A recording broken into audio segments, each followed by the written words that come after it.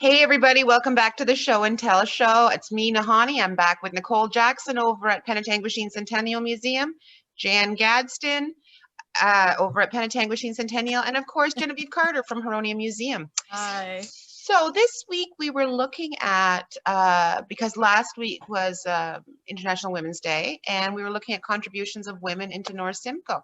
You threw out the challenge, Penetanguishene, so you get to start. Okay, so what we have today is actually a very recent acquisition that we were quite excited to get. So Nicole's going to tell you all about it. So what we have here is actually, they're just some photographs of a woman that we just recently learned about. Here's a picture of her on her own. It's a little fuzzy. And then this one here is a copy of her and her husband. Aww. So, and her name was Marie, maiden name Longlad, and she married name was Lizette. She was born on March 30th, 1889, and she died on October 23rd, 1966. And she was a midwife in the area here in Penetanguishene. Back in the early 1900s, up until the 1940s, it was very, very typical for people to have home births and just to have the local midwife come and to assist. And we just learned through another project that we were doing this year how she basically delivered hundreds and hundreds of babies here in Penetanguishene, and everyone kind of knew her as Mrs. Lizette. And she's sort of one of those unsung heroes that I'd never heard of before, but made such an impact on everybody around here because everybody remembers her. She saved a lot of young lives because she was so well taught in what she did. And with thinking about International Women's Day and how we're trying to honor the women and the healthcare workers and everybody that's doing all the work, she is someone that we don't want to ignore these kind of women in the past. And a lot of times with midwives, we didn't know their names and who they were. And the interesting thing is even her first name, when someone started doing some research, they had to call someone in the family to find out what her first name was because she was always just known as Mrs. Lizette. And so we were just happy to, find that her name was Marie. And for many years, she really helped give birth to so many people here in Penetanguishene. So that's Awesome. our story. Well, that's a really cool story to know. Yeah. I like the smile on her face. It's very genuine. Mm-hmm. She's so cute. She is the cute. one with her and her husband. She's just so cute. Yeah. And she looks so tiny. Look at her. Yeah. No. Genuinely happy. Yeah. We're told she was a very, what do we very have, nice. Genevieve? We have a series of photographs of just very ordinary women. This is Letitia Elizabeth Irwin Robb from Tiny Township. Annie Nay and her husband. Elizabeth Scarlett Reynolds and her husband. Marjorie Ball Dalton. She was from Tay Township. Frances Ball Lee and her children and husband, they're Stooking Oats.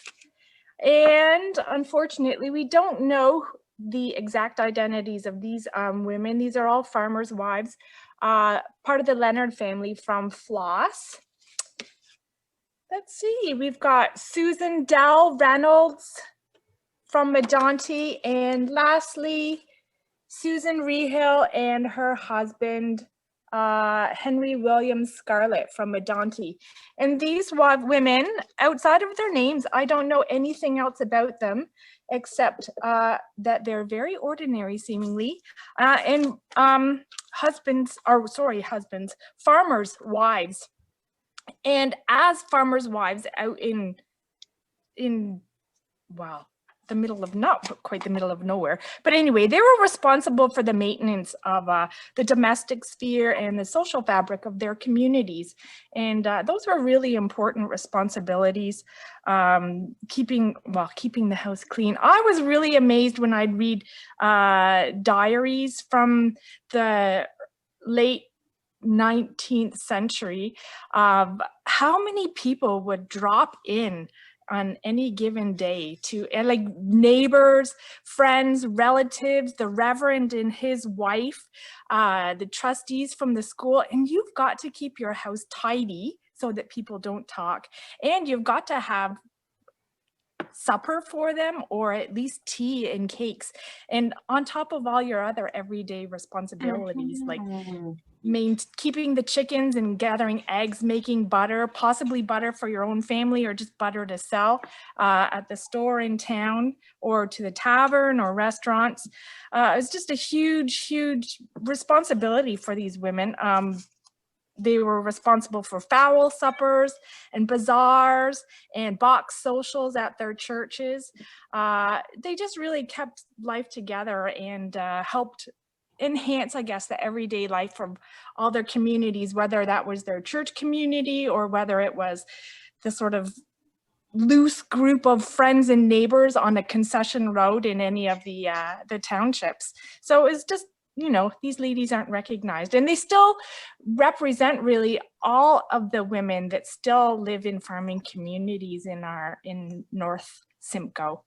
They still do the same thing, belongs to women's institutes. A lot of them have jobs outside the homes now, their home now, but they've still got all sorts of farming responsibilities as well. So thank you to them. Yes. Awesome. Women's institutes really helped start a lot of local museums too. Yes. They Right. did.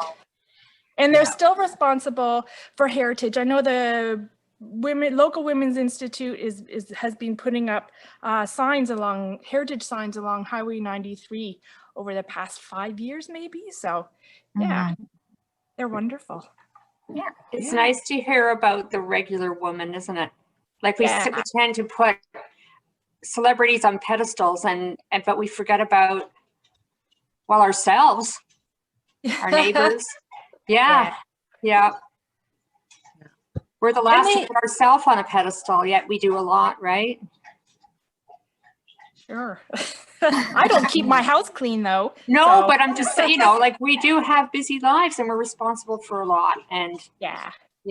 Really hasn't but changed I find that it's when my house is clean that no one comes around. It's true. Right? Yeah. They only show up when everything's everywhere. Yeah. Or they phone and you're like for 5 minutes just running around like a crazy woman trying to hide everything. That's right. It all goes in the bedrooms. Yes. Yeah. Okay, so I don't know if you've noticed, but the snow is starting to go away and we're starting to get that feeling of spring. So I thought it'd be really cool if we found something seasonal for next week, something spring related. Yeah. Yes. Yeah. Like a good one. Yeah. Yeah, because I think it would give us all a good feeling to know good weather's around the corner. Oh, yes. Yeah, because it has been the longest of winters. It hasn't even been a hard winter, but I think with, you know, pandemic and restrictions, it's just been the longest of winters for me. Yeah. We don't have any markers. You don't have anything to mark a month by or, you know, anything to look forward to. It's No. true. Yeah.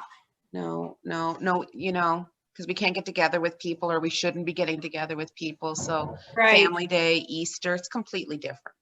Yeah. Okay. Well, that's it. Thanks for joining us, everybody. See you next week. Okay. Bye. Bye.